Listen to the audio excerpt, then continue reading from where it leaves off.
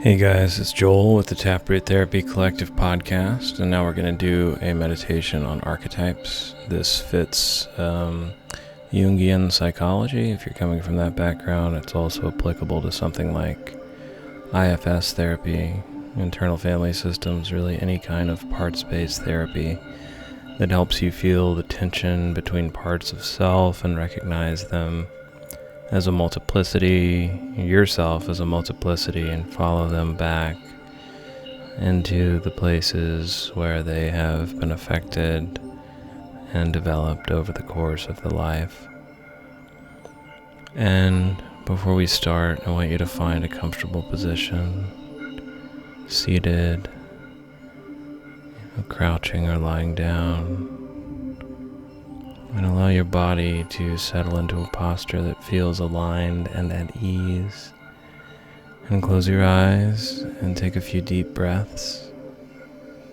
All the way in, hold it, and out.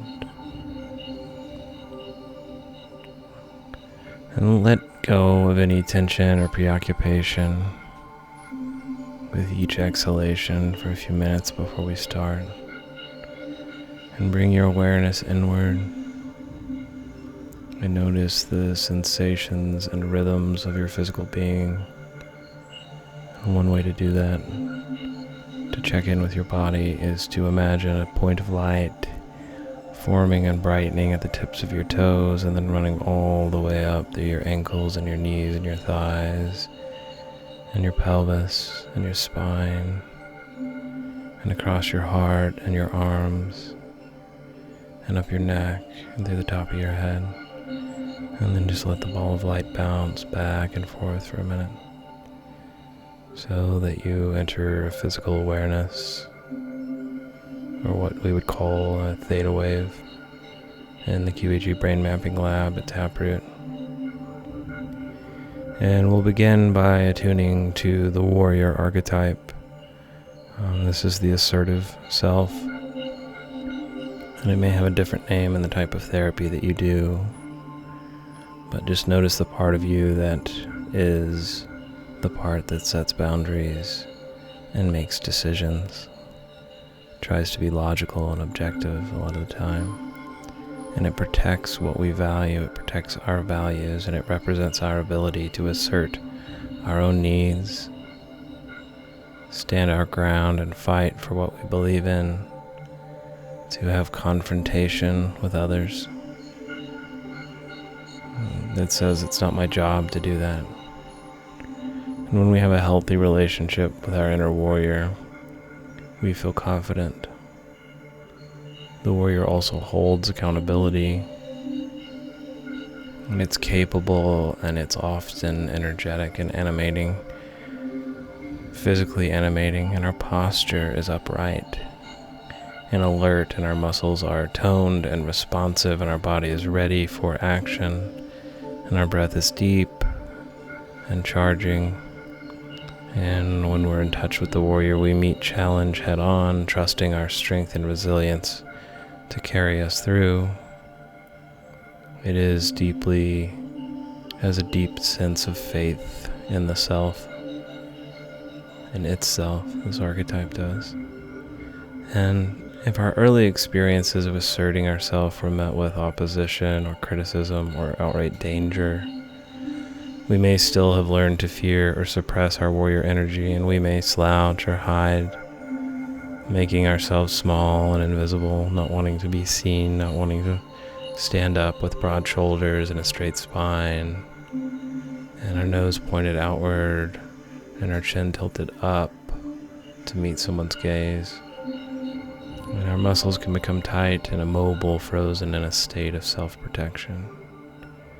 And our breath is shallow and hesitant and unable to fully take in life when we're out of touch with our warrior. And we may struggle with fatigue or passivity or victimhood and lack the vitality and direction of the warrior spirit.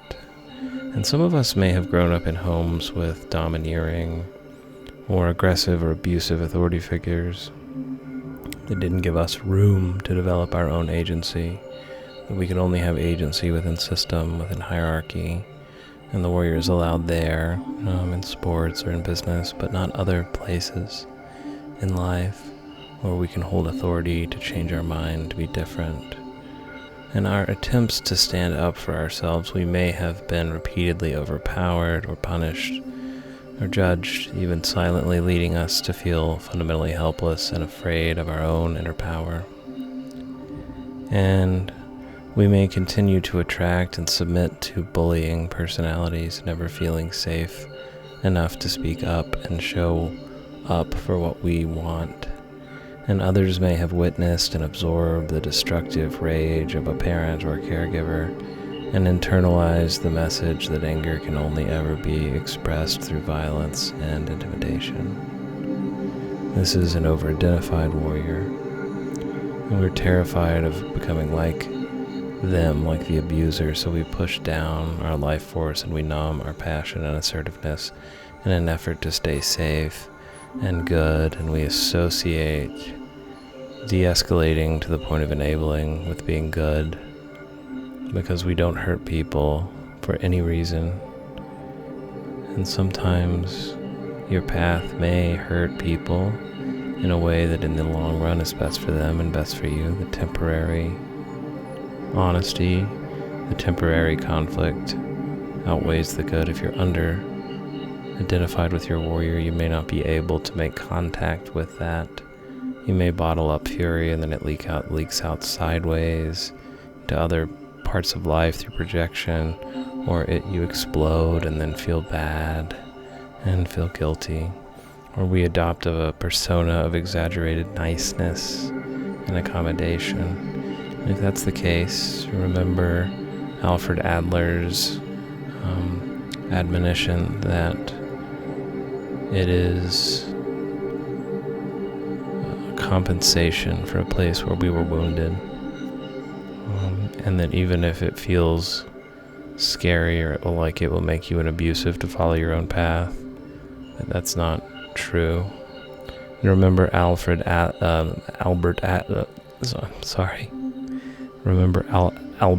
Ellis's admonition that it is pathological to want to be liked by everybody 100% of the time. And sometimes the right thing to do and the good thing to do is to piss someone off.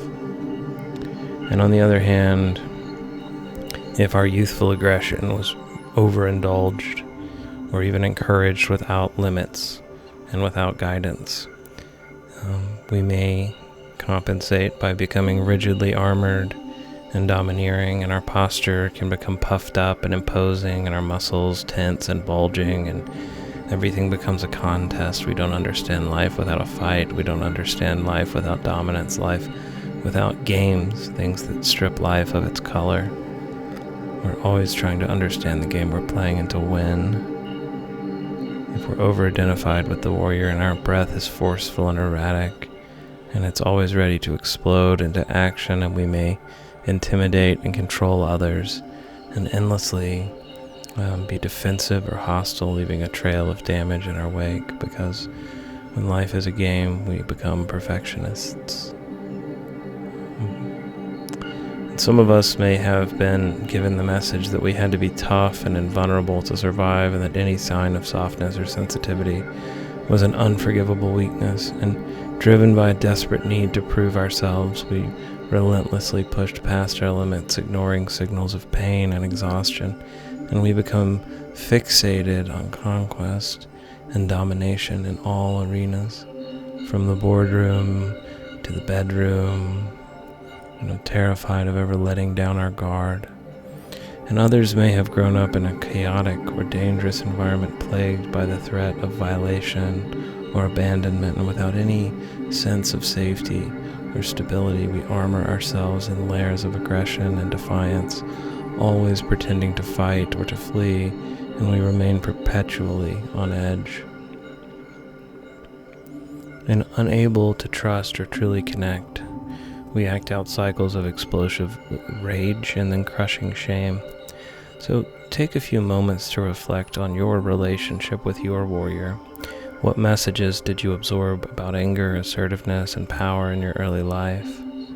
And all of these archetypes can show up one way at church, one way at home, one way with children, one way with women, one way with girls, one way with boys, one way with men, one way in groups.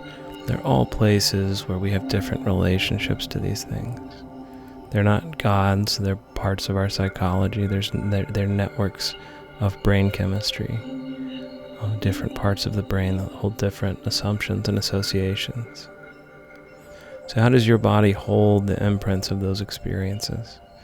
Without judgment, simply notice what rises up and breathe into those places with care. And you may want to invite your warrior energy to express itself in a healthy way, perhaps by standing up tall and strong, straightening the spine and lifting the chin and broadening the shoulders, not clenching the fingers, but holding them loose or in a slightly loose fist. And you'll feel this fire igniting from your solar plexus and infusing you with this whole being, with courage and determination. And this is something that you do deserve. Now we're going to shift to the magician archetype. And the magician is the part of us that perceives the hidden dynamics at play in all parts of life: politics, religion, advertising, office politics, family structure, society. And it transforms reality, the magician does, through our own intention and skill. And it lets us activate powerful intuitions.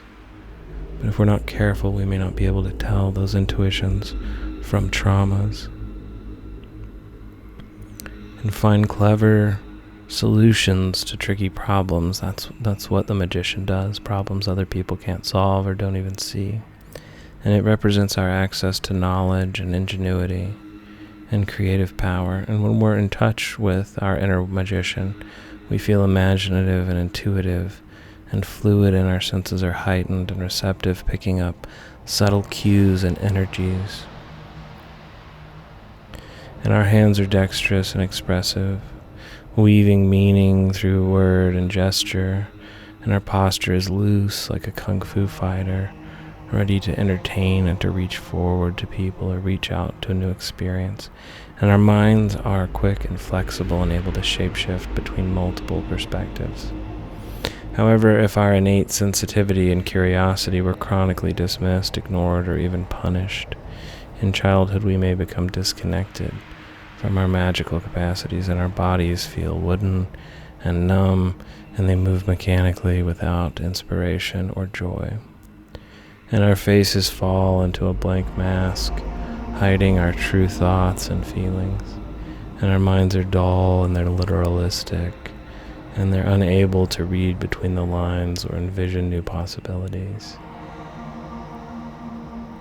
And we may plod through life in a state of boredom and cynicism and cut off from the wonder and mystery of existence. And some of us have been told that our questions and ideas were silly, or not realistic, they're strange, or they're disruptive, and that they would want us to stick to practical matters and leave the fanciful dreaming to someone else, or to a tradition, or to hierarchies. And if you are shamed for gifts of observation and imagination, then we detach from them, retreating into the gray fog of convention. And we may discount our intuition, and we may second guess our innovative solutions, or we may fail to speak up when we see what others don't see. And others may have pigeonholed us as the smart one in the family, or pressured us to perform academically while our other needs went unmet. Because if you're over-identified with the warrior, you're going to have a lot of other people's projection on you.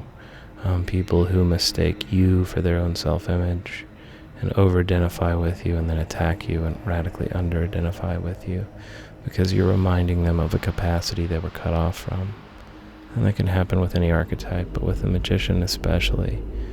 People are attracted to you, and then they expect you to be something you may not want to be, and these early childhood patterns are reinforced. And if we were praised maybe for intellectual prowess or wit, We become over-identified with our mental capacities, and we neglect the intelligence of our bodies and our hearts, and we're driven by a compulsive need to figure everything out, to understand every facet, every root, every current of life all the time. And we overthink ourselves into paralysis and disconnect from our instinctual wisdom because our curiosity has become co-opted by trauma. And we're really trying to learn not to experience the beauty of life, but to keep ourselves safe by not acknowledging some childhood wound. And on the other hand, some of us relied on our cleverness and our charm to navigate frightening or chaotic early environments. And without a foundation of safety and security, we survived by staying one step ahead and reading the room and giving others what they wanted from us. And highly attuned to what was hidden under the surface we anticipated so that we could avoid danger, so that we could figure out a way to get around the problem, to not be hurt again. And if you took advantage of these opportunities, you learn to hide hurt parts of yourself. And others may have dealt with situations that felt out of control by retreating into fantasy and magical thinking. And unable to influence our external circumstances, we escaped into the limitless playgrounds of imagination. And while this served an important function at the time, we may have become stuck in the patterns of wishful thinking and avoidance, passively waiting to be rescued instead of proactively shaping life. And alternatively, if our early curiosity and exploration were met with consistent encouragement and guidance, then we may have become overly enchanted by esoteric things and exceptionalism, and we become addicted to complexity and specialness. We get lost in arcane theories and niche interests, and we neglect the practical foundations of existence and life, like routine, like bodies, like time, like money, like diet, like substance use, because for an intuitive feeler, for someone who the magician comes naturally to, limitations are the shadow that not everyone accesses and realizes their potential. We get lost in visions of what the future could be, and sometimes we forget what it can't be because of other people's choices. We see what we want to see.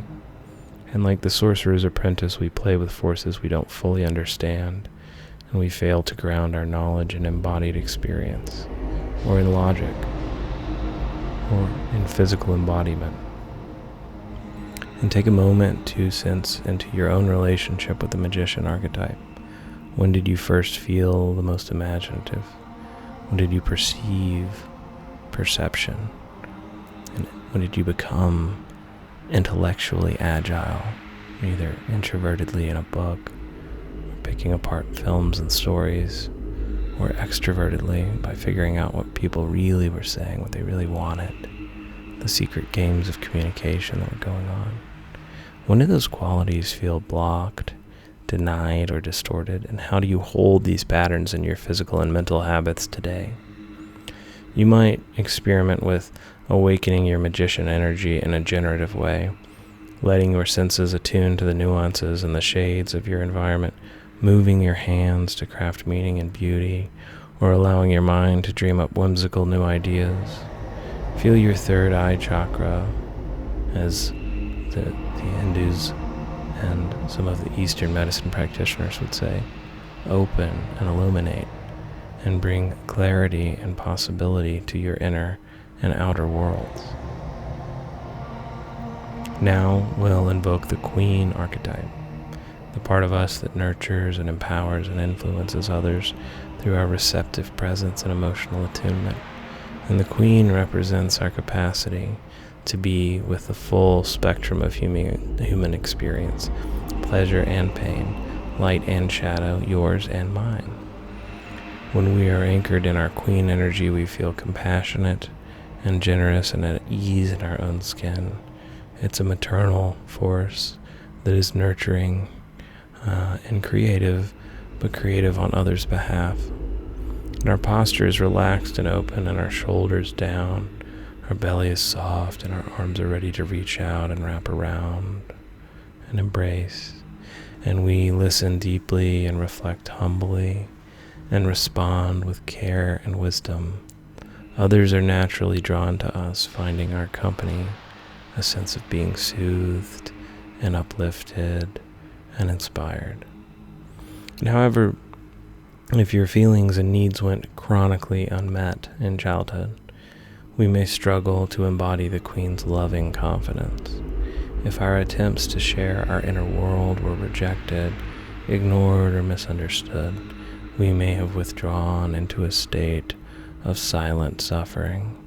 And if we were punished or shamed for having big emotions, for reacting with too much empathy, too much becoming sad when we saw somebody on the street or somebody getting hurt on TV, we may try and control and compartmentalize or cut off our feeling nature. If we experienced suffocating enmeshment or role reversal or parentificate, we were parentified as a child by lack of ability or neglect on behalf of the parent, and we had to become the parent too soon. We may compulsively focus on others to the point of losing ourselves. And we may become locked into a false dichotomy where having needs makes us needy and putting ourselves last makes us good. And especially women socialized to be self-sacrificing may be over-identified with this. Men may have a martyr complex that feel like they have to die or kill part of themselves in order for other people to be happy. And they may provide things that are not even needed. And deeply afraid of disappointment and abandonment, we may extend ourselves way beyond our capacity, only to end up feeling depleted and resentful. Or we may go to the other extreme of refusing all help and support as a way to stay strong and autonomous. And we often privatize and minimize pain. We've been taught it's too much for others to see, it'll hurt them. And that privatized pain makes us unconscious of our own experience of suffering, and so we become hypersensitive or oversensitive at strange times. And we may struggle to set boundaries or say no. We may overly fear loss of connection and approval when there's little to no risk of that. And we may overcompensate by micromanaging or controlling or having an artificial affirmation or an artificial positivity that is avoidant. We may contort ourselves to try and fill in the gaps and smooth over the edges in our relationships, and we may martyr ourselves and call it love. And when we're disconnected from our authentic queen, we often feel consumed by everyone else's feelings and everyone else's problems, but numb and inarticulate or fuzzy about our own. And we may become paralyzed by indecision, unable to get in touch with our deeper values and desires. And we may look to gurus and experts to tell us who we are and how to live. And alienated from our intuition, we feel for situations. We overthink and second guess ourselves.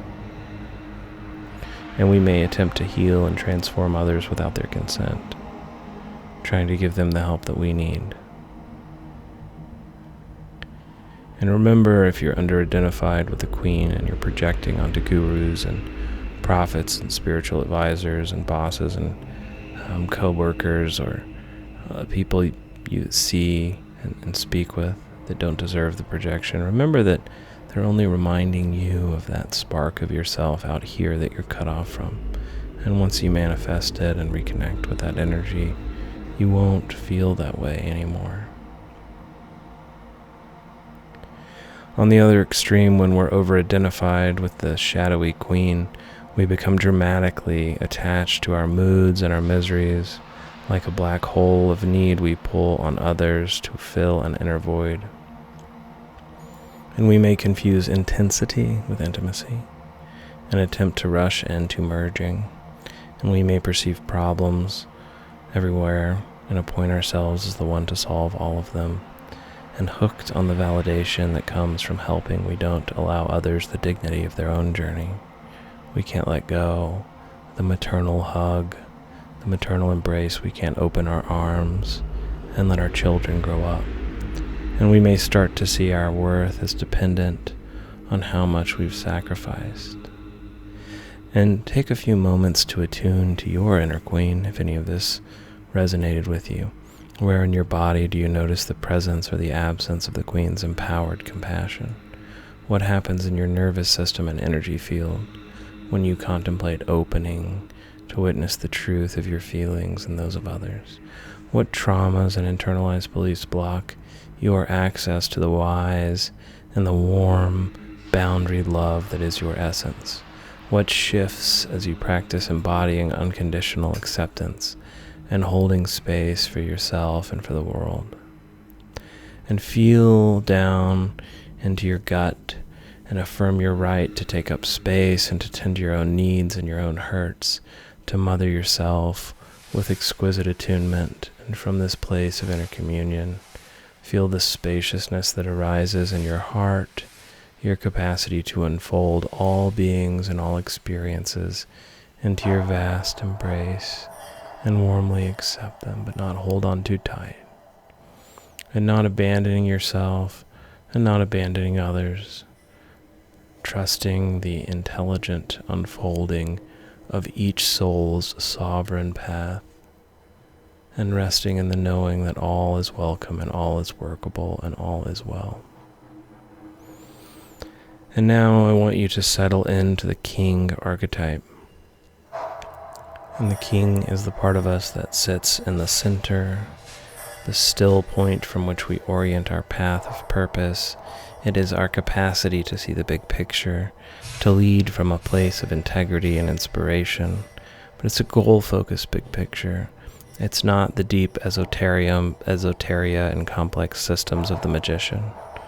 It is a purpose and effective orientation.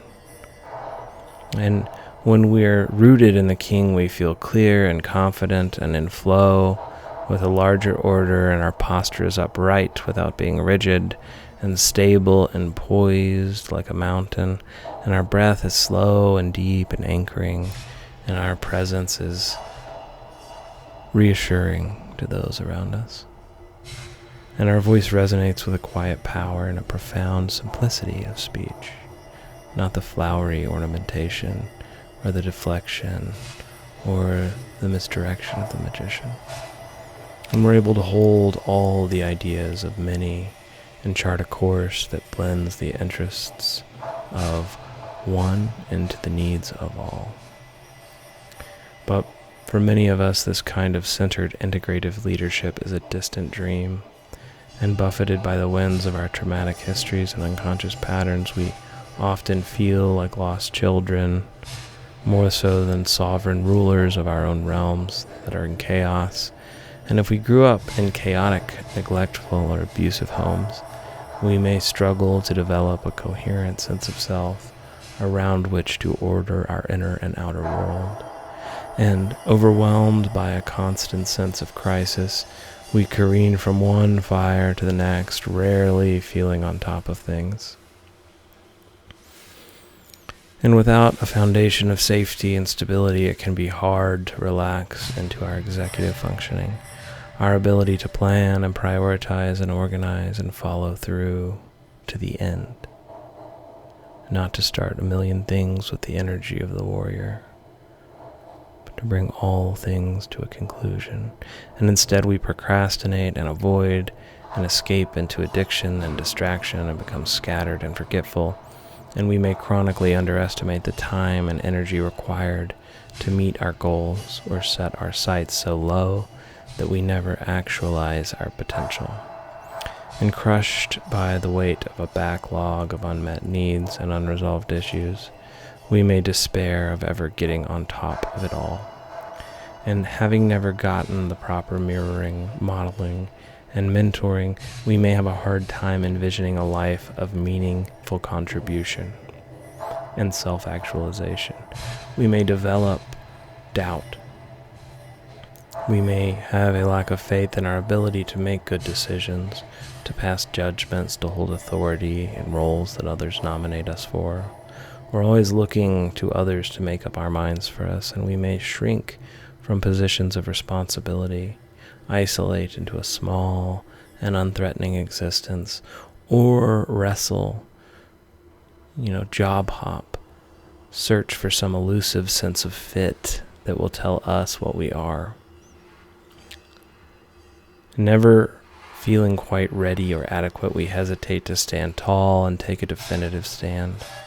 But on the other hand, if we were prematurely elevated into adult roles, if we were parentified as children or forced into rigid molds of perfection, we may compensate with a tyrannical approach to life and work. We may be alienated from our authentic desires and rhythms. We drive ourselves relentlessly in service of external standards. We may become a workaholic, an uncompromising idealist, or a micromanaging control freak, more invested in appearances of competence than actual lived experience of creative effectiveness.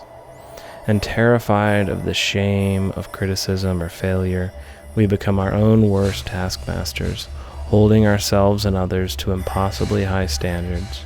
We may deny our basic needs to rest, play, connect, and try to go it alone while in our inner state is steadily crumbling. And we may outwardly be successful in conventional terms while feeling inwardly empty and hypocritical, addicted to the validation that comes through visible achievement, objective measures, not the inner world of subjectivity or the imagined. Now pause here and notice where these king themes come out in your life if you identify with any of the things that I said. And how do you experience your own capacity for inspired and effective leadership, both personally and professionally? Where are you owning your expertise? Where are you being accountable when you fail? Where are you stepping into your authority, staying the course with your deepest values? In what parts of life? In what modes of thought?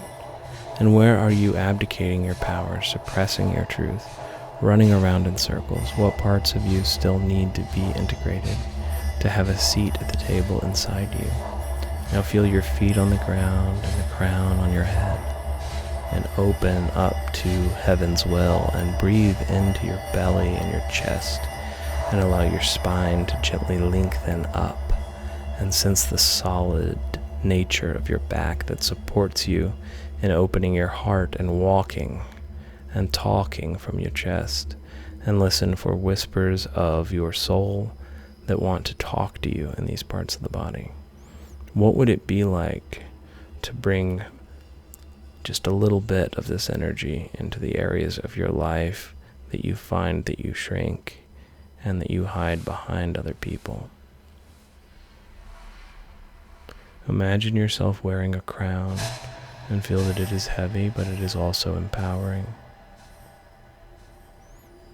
Maybe hold a scepter or sit on a throne and feel the heft of your integrity.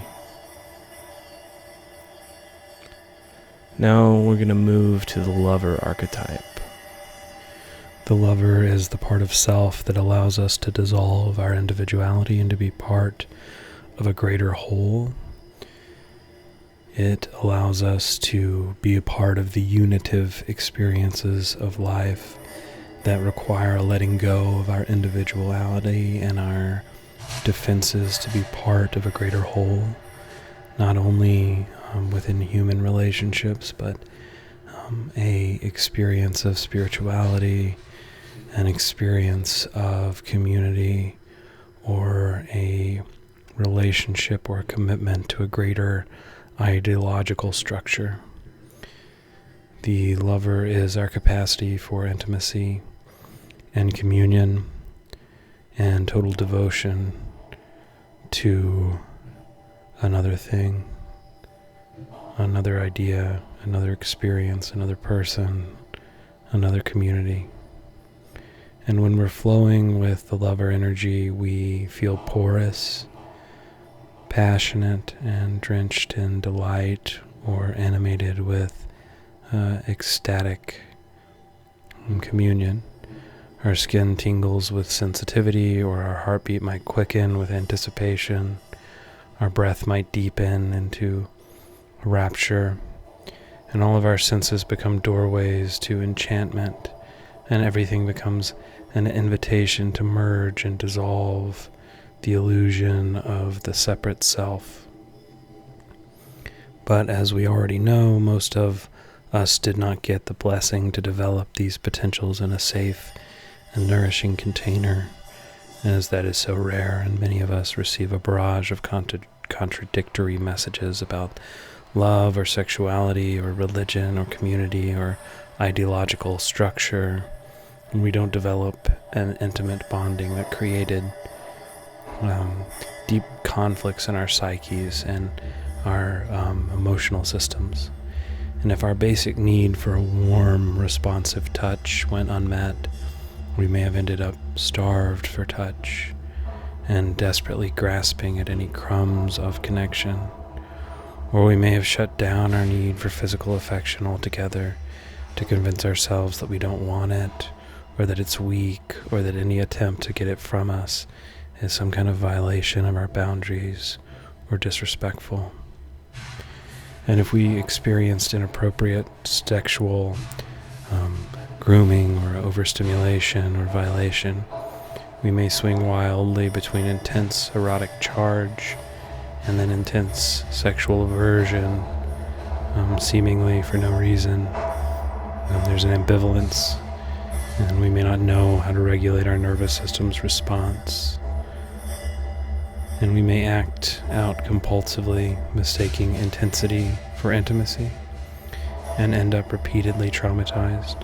Or we may go to the other extreme of repressing our sensuality and vulnerability, living in a state disconnected from our body and from our desires and longings to be part of a bigger whole, or to let our defenses down and feel trust and protection.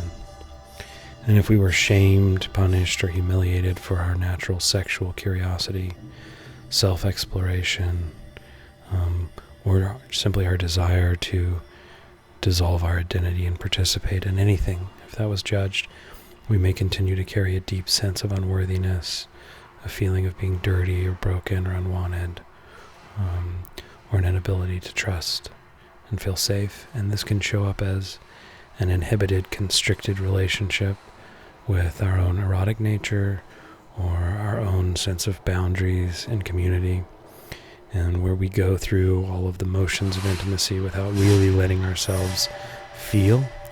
And it can also manifest as a pattern of pursuing sexuality in a degrading or dangerous context as a way to confirm our worst fears or confront our worst fears. And either way, we are riddled with anxiety and self-loathing. And if we grew up surrounded by repressive, traditional, hierarchical, or sexually negative attitudes, where the body and its desires and needs were seen as sinful or animalistic or immature, we may struggle to embrace our lover nature at all. And when we are alienated from these things, we live mostly in our heads because our hearts are armored and our body can feel numb. And we may pride ourselves on being above baser instincts while our unlived life festers in the basement of our mind and our body. And this can breed a susceptibility to sudden lapses into destructive excesses, followed by renewed vows in purity and self-control. And this is incredibly important when we are exploring our relationships to substance use, obsession, or addiction, because the lover, when it is unconscious, can manifest as a desire to be completely dissolved, for the mind to be completely turned off by a substance or a person or an experience, and then a rigid judgment of that and clinging to a white-knuckling of control and then a relapse or a re-experiencing of that pattern over and over. And then on the other side, if we were exposed to an onslaught of hypersexualized media and messaging about conforming identities and mandatory participation in a interpersonal or community experience, we may have internalized and distorted performative scripts about sex and love and community, and we may be conditioned to objectify ourselves and others, to value superficial attractiveness, and also we may view sex or relationships as conquests and not as experiences of the joy of getting to be with other people, to be a part of other people, and to have them be a part of us be a part of them. There's not a natural exchange in sexuality or community. And it can be hard to rest in the simple realness of being present with another person. But beyond just specific sexual trauma, many of us carry attachment wounds that further complicate our experience of the lover archetype. If we grew up with inconsistent caregivers, absence or betrayal of trust, we may have an ambivalent relationship with closeness and vulnerability, desperately wanting to be seen and held, but terrified of being engulfed or controlled again or abandoned again. And we may lurch between anxious clinging and avoidant pushing away. Without a template for secure bonding, it can feel like an impossible dilemma. A choice between a soul-crushing loneliness and a soul-crushing enmeshment. Take a moment to sense into your own unique configuration of lover wounds and capacity, and scan your body and subtle energy field for the places where you feel most alive, awake and adventurous in love and communion and in experience, and what helps you relax into the soft animal of your being and rest in the radical communion with yourself, with others, with life. What stops you from letting go? What kicks you out of that connected, consensual flow and into patterns of grasping, chasing, fighting, or flighting? And you might place a hand on your heart or your belly or your middle of your stomach, or two hands while you're sitting on your thighs, and imagine breathing a sense of safe, warm, and accepting presence into that part of you, and feel the layers of shame and fear and frozen tension begin to melt into the light of loving gaze and awareness, and send a message of reassurance to your younger selves. It's okay. You're allowed to want. You're allowed to feel. You're allowed to receive. You are safe to open and surrender to now. And let yourself dissolve a little more into this luminous field, and feel how vast you can become when you let go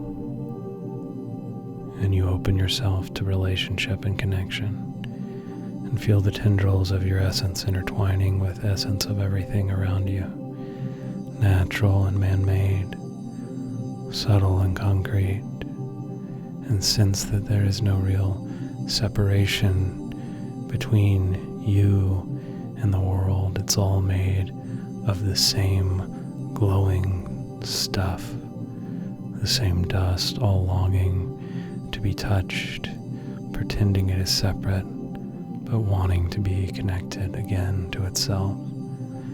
And finally, let's look at the child archetype, the last archetype we're working with today. And the child is our original innocence, our wonder and spontaneity, prior to the masks and adaptations that we had to take on to survive. And it is our capacity for presence, playfulness, and unabashed, unafraid self-expression. And when we're at home in the divine energy of the child, we feel safe and held and free to be exactly who and what we are. We don't think about who we are, we just are it. And reconnecting with the child is not so much an imagining as a remembering. And our bodies are supple and relaxed, and our faces are bright, and we are involuntarily animated and naturally open, and our voices resonate, and we laugh, and we cry, and we meet life with a beginner's mind, led more by curiosity than fear, and led more by intuition than intellect. But as you've guessed by now, many of us did not get the experiences we needed to establish a secure and a joyful inner child. We were born into a world of overwhelming circumstances and did not get everything that we needed to attune based on the natural limitations on the child energy and the parts of ourself that we had to peel away.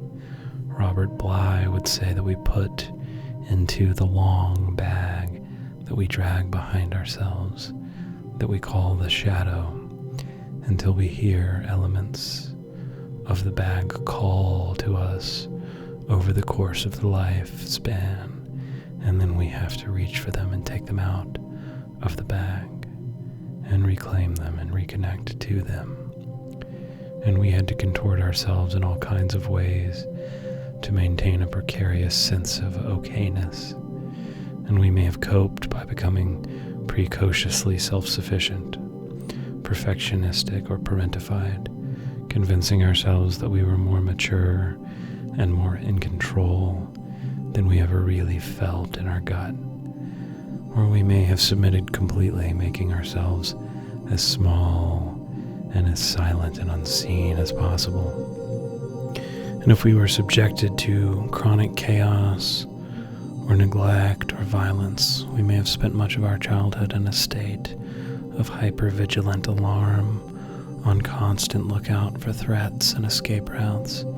Marinating in stress hormones, we armored our bodies and braced ourselves against life, viewing it as an adversary that we had to begrudgingly deal with, not an experience to awaken. And we lost touch with our inborn capacity for ease, delight, and spontaneous authenticity. And we may have coped by disappearing into fantasy, compulsively caretaking others, or acting out in ways that screamed for help that we could not directly request. Our woundedness led us to manifest through our behavior that we needed help. And maybe people heard it and we rejected them or reacted angrily, or maybe no one heard. But even if our early environment was relatively safe and stable, we may still have internalized messages that it wasn't okay to fully inhabit our child nature, steeped in a culture that rushes children to be little adults, that commodifies and sexualizes their innocence, that shames their sensitivity and unrestrained vitality. Many of us learned to put a bushel over our light, and we got the message that intensity was too much, that questions were disrespectful or bad, that big feelings were dramatic, that emotion was impractical, that needing help and comfort was weakness. And so we peeled these parts of ourselves off and put them in the long bag we drag behind ourselves that Robert Bly calls the shadow. And in Jungian psychology and parts-based therapy, we have to hear those parts and take them back out of the bag. And scrambling to be accepted and approved of, we built our identities on the shaky ground of other people's projections and expectations. Take a moment to reflect on your own journey with the child archetype. Do you have memories of feeling truly safe to play, explore, and express yourself?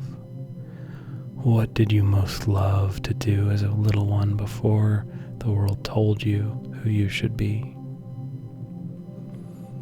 Are you living the life you chose, or are you living the life that chose you, as the Jason Isbell song goes?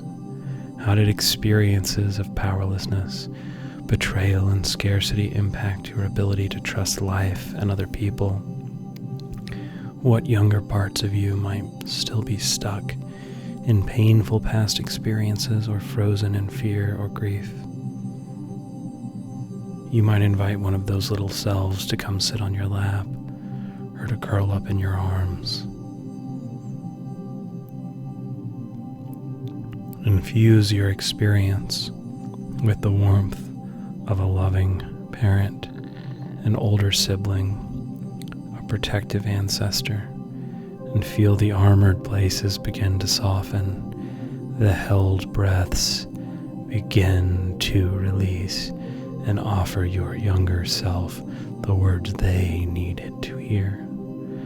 I see you, I hear you, I am here for you. I will keep you safe. You can hurt and you can heal. You can cry and you can laugh. You don't have to be anything other than what you are. You are enough. You are me. And I am enough. I feel what I am supposed to feel, and I am what I am supposed to be. And let your inner child know that it's never too late to get your needs met, to renegotiate your early contracts, to come out of hiding and exile. If it feels right, you might spend a few moments in spontaneous, childlike play. You may flitter your digits and your limbs about, put on some music and dance wildly without paying attention to how you look. Go outside and look up at the sky and wonder. Sing at the top of your lungs, or try funny accents and make yourself laugh. Get out some crayons or a pencil and just doodle without thinking. Draw what you imagine. If you access safe nurture, then you can let yourself go and stomp in puddles or roll down a grassy hill and let yourself make a mess. Forget about work, break rules, be unapologetic in your body and your joy. And from this place of primal aliveness and undefinedness, feel how the whole world begins to shimmer with sentience and invitation. Trees beckon you to climb them. Bugs call out to be befriended. Nature itself longs to be watched. Smell flowers. Stroke the grass with your fingertips. The earth can hold you in a wider and a wilder embrace than the human trance of separation and scarcity and rules and judgment and forethought and reactive attachments and painful memories. So just participate in that embrace and hold yourself and let the world hold you and know that you are where you are supposed to be.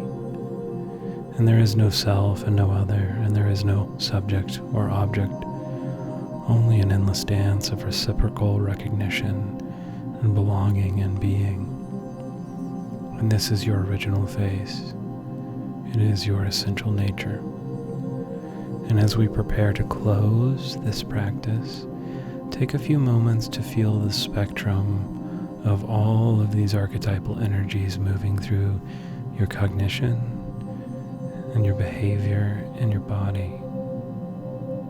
And feel them as older and deeper things that come through you,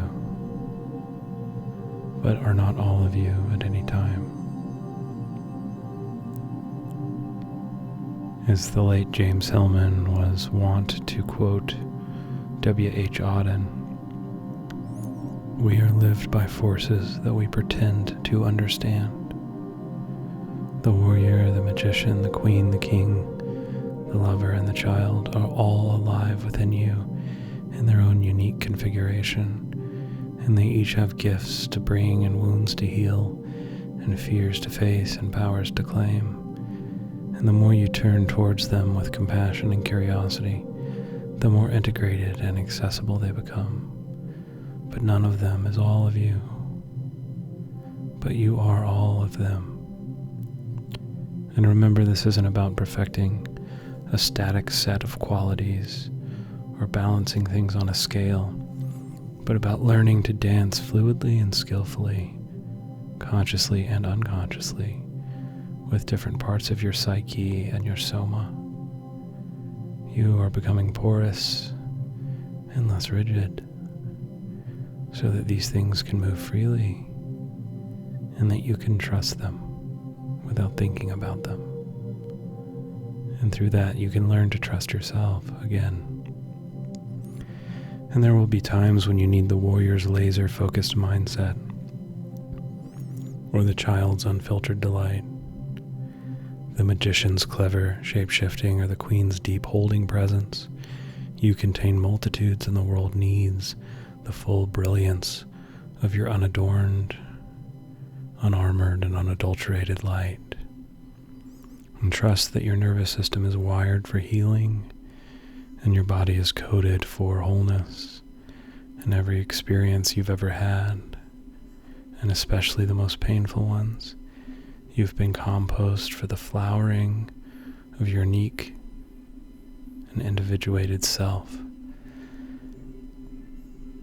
And as you feel ready, begin to deepen your breath and bring your awareness back to the space around you.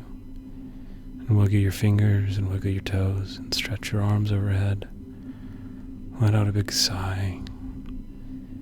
And let your spine be loose, but strong and upright.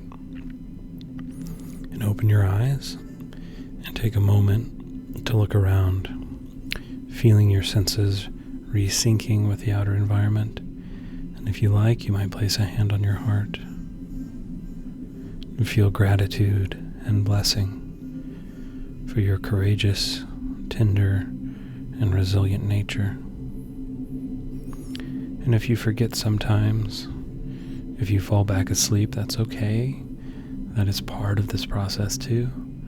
There is no other journey but yours, and there is no other moment than the one you are in. There is nowhere to get to but here, and you can come back to it anytime. There is nothing to do but to be. You are already what you seek, already whole beyond belief. It's just a matter of practice and patience and a deep, deep remembering of what you already know. There is nothing to learn, only to remember. So please be kind, wildly kind to yourself, and take care of your innocence, and never give up on the possibility of your joyful genius. The world is waiting for you, and you are longing for the world. Remember that you are free.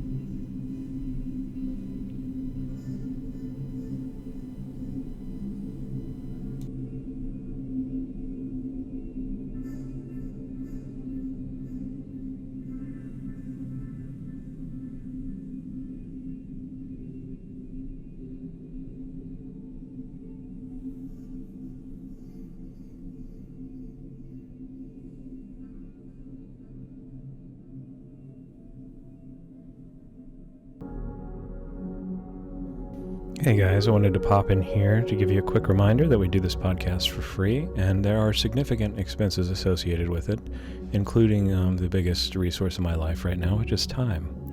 One of the things that would really help us, and hopefully would help you, would be to check out one of our sponsors, Hardy Nutritionals. Hardy is a vitamin company that I never encountered the advertising of. We heard over and over again from multiple people with treatment-resistant anxiety and dopamine disorders like bipolar disorder and other things that they had tried everything and Hardy was what worked. And so I checked them out, and they have really good research. I'm not a fan of a lot of the BS that's in the supplement and wellness space. Hardy paid for a lot of research on their product, and when I ordered some for myself, I saw a big difference in my life. And My wife made fun of me, thought I was going to be Alex Jones selling vitamins on the radio, and when she tried them, she really liked them too. There's a lot of data about how they can reduce the symptoms of ADHD without medications or lower your need for medication, also manage some of the effects of autism spectrum disorder, and a whole lot of other things. Newer research around nutrition is saying that the synergistic effects of multiple things being planned to work together is a lot more effective than one thing working alone.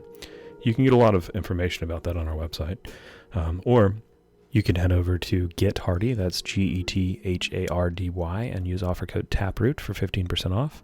It would help them, it would help me, and it also would probably help you. One of the more frequent things that patients and people in the randomized controlled trials that Hardy conducted report is that they feel more themselves, more focused, and more effective at getting things done, which can result in all of us having a little bit more time.